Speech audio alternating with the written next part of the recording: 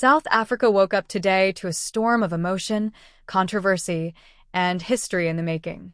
Julius Malema, the commander-in-chief of the Economic Freedom Fighters, stood once again before the East London Magistrates' Court, facing charges that could determine not only his future, but the moral pulse of an entire nation. The courtroom was tense. The energy inside was heavy, almost suffocating. You could feel the weight of expectation, the eyes of millions watching, the whispers of destiny hanging in the air. For some, this is a trial about justice. But for many others, this is a test of South Africa's soul. From as early as sunrise, hundreds, then thousands, of EFF supporters poured into East London. The streets were drenched in red. The chants began softly, then grew into thunder.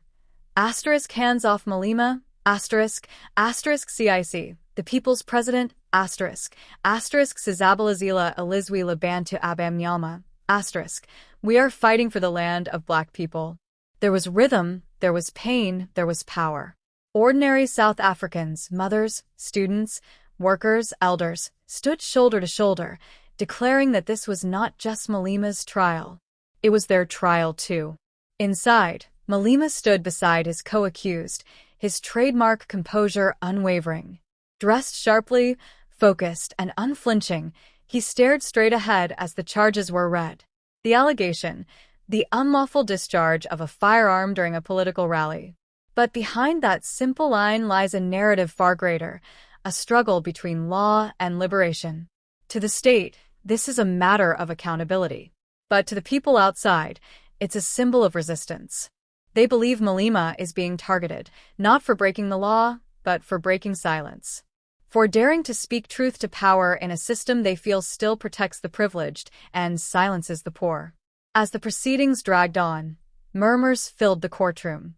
The presiding magistrate's voice trembled slightly as she spoke, drawing fierce attention from observers and media alike. Her name has now become a topic of controversy, with thousands of South Africans calling for her to recuse herself, questioning whether she can deliver a fair judgment in such a politically charged atmosphere. Outside, the chants only grew louder. Malema is the people's hope, shouted one young man holding a homemade cardboard sign. Another woman wept as she sang struggle songs from the apartheid era, her voice cracking with emotion. To her, Malema's fight mirrors a much older one, a fight for equality that never truly ended. By midday, the EFF leadership had joined the crowd, lifting spirits even higher. Red flags danced in the wind. Drums echoed. The people were not just protesting, they were rejoicing, reclaiming their right to be heard. As the court adjourned and announced that the case would continue tomorrow, Malema exited the building under heavy police watch. But he didn't look defeated.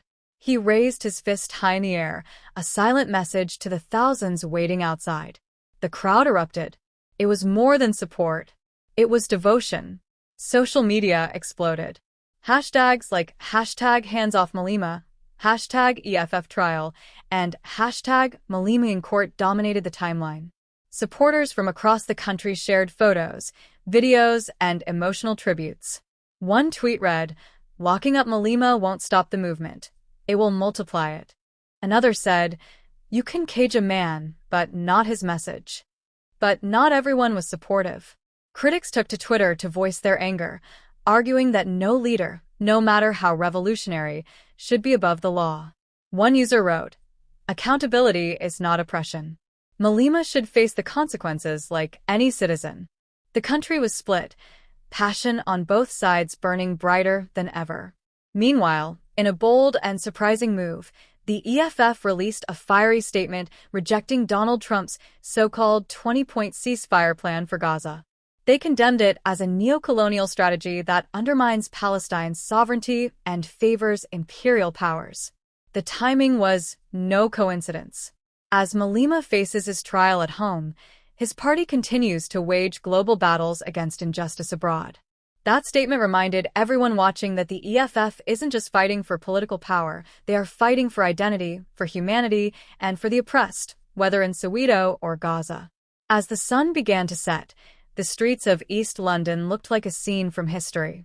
Flags waved, songs soared, and the name Malema echoed into the evening sky. For many South Africans, it wasn't just a protest. It was a spiritual gathering. Elderly men stood beside university students. Taxi drivers parked their vehicles just to sing. Children sat on their parents' shoulders, watching history unfold before their eyes. Some say the people came for Malema. Others believe they came for themselves. Did you expect this twist? Did you ever think one courtroom hearing could ignite an entire country? For those who support him, Julius Malema represents courage, a man willing to confront power even when it costs him everything. For those who oppose him, he's a disruptor, a dangerous populist pushing the limits of democracy. But either way, one truth stands unshaken. Julius Malema moves the nation. And tomorrow, when court resumes, that same sea of red will return. The same chants will rise. The same eyes will be glued to the screen. Because this is no longer about a firearm, it's about a movement. Even political analysts admit this case could redefine South Africa's political landscape. A guilty verdict could silence Malema's voice for years. But an acquittal could propel the EFF to its strongest position in history, making Malema more powerful than ever before. How would your country react if a leader like this faced prison time for standing by his beliefs? Would the people stay silent, or would they rise as South Africans have? For now, the world watches. The people sing. The flags rise. And Julius Malema stands, not as a fallen man, but as a symbol of defiance. The courtroom may decide his fate, but the streets have already delivered their verdict. The people's hearts belong to him, and that no judgment can erase. If you believe South Africa deserves truth and fairness, like this video, share it with others, and let your voice be heard in the comments. Subscribe to stay updated on this story, because tomorrow's courtroom drama could shape the nation's history forever.